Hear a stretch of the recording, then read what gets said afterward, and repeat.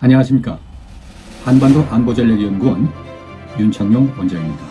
오늘은 중국 방문 우리 국민들이 각별한 주의를 기울여야 할 중국의 대대적인 방첩 활동 강화에 대해서 말씀드리겠습니다. 지난 3월 시진핑 중국 공산당 총서기가 국가주석의 세 번째로 선출, 집권 3기가 공식 출범한 이후 중국에서 대대적인 방첩 활동, 즉 스파이 색출 활동을 강화하고 있어 주목됩니다. 구체적인 동향을 살펴보면 중국 상설의회격인 전국인민대표대회 상무위원회는 4월 26일 반간첩법 개정안을 가결하였습니다.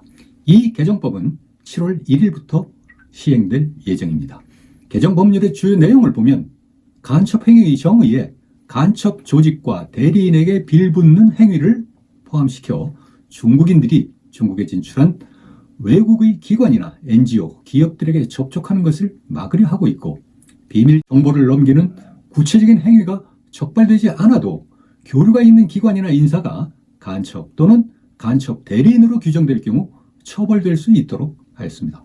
빼돌리면 처벌받는 기밀의 범위에 국가 비밀 외에 기타 국가 안보와 이익과 관련된 문건, 데이터, 자료, 물품을 포함시킴으로써 법적으로 비밀로 분류되지 않은 자료도 유출 시에는 반간첩법 처벌 대상이 될 수 있도록 하였으며, 중국이 아닌 제3국을 겨냥한 간첩행위도 처벌 대상으로 규정, 우리 기관과 국민들이 북한을 상대로 한 혹은 제3국을 상대로 한 첩보수집 활동이나 탈북자 지원 행위도 간첩죄로 처벌할 수 있도록 함으로써 각별한 유의가 필요합니다. 또한 간첩행위 단속을 위한 중국 행정당국의 법 집행 관련 직권을 확대해 데이터 열람, 재산정보 조회, 출입국 금지 등을 할 수 있도록 규정함으로써 면책 특권이 없는 외국인의 중국 방문과 활동이 불시에 제약을 받을 수 있으며 신체적 구금을 당할 수도 있게 되었다고 말씀드릴 수가 있습니다. 이러한 방첩 활동 강화에는 중국의 국가안전부와 국가사이버정보판공실, 공업정보화부, 국가발전개혁위원회, 공안부 등이 총동원되고 있으며, 국가안전부 천이신 부장은 4월 24일 베이징 국가안전국 현장 시찰에서 방첩 활동 강화를 직접 명령하였습니다. 최근의 주요 방첩 활동 강화 사례를 보면 중국 경찰은 4월 27일 미국 컨설팅 회사 베인앤컴퍼니의 상하이 사무소를 급습하여 직원들을 조사하였으며, 앞서 중국 당국은 지난달에는 미국 기업 실사업체 민츠그룹의 베이징 사무소를 급습하여 중국 국적 직원 5명을 연행하고 해당 사무소를 폐쇄한 바도 있습니다.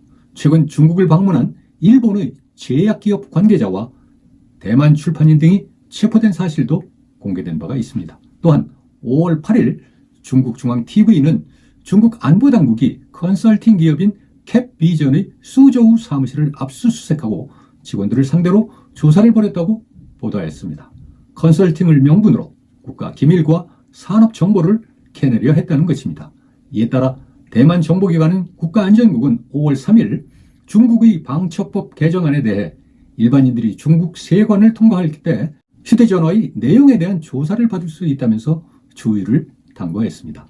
따라서 우리 기업인이나 학자, 기자 및 종교인 등이나 인권 관련 인사들이 중국을 방문할 때는 함부로 시설물이나 문서 등의 사진을 찍거나 중국 내 인권이나 역사 관련 자료를 수집하거나 국가기관 연구소 근무 중국인을 접촉하거나 중국 내 북한인과 탈북자 및 외국인을 접촉하거나 타인 또는 기관으로부터 비밀 문건은 물론 일반 문건이나 데이터, 자료, 물건을 받거나 하는 행동에 극도로 조심하셔야 하겠습니다.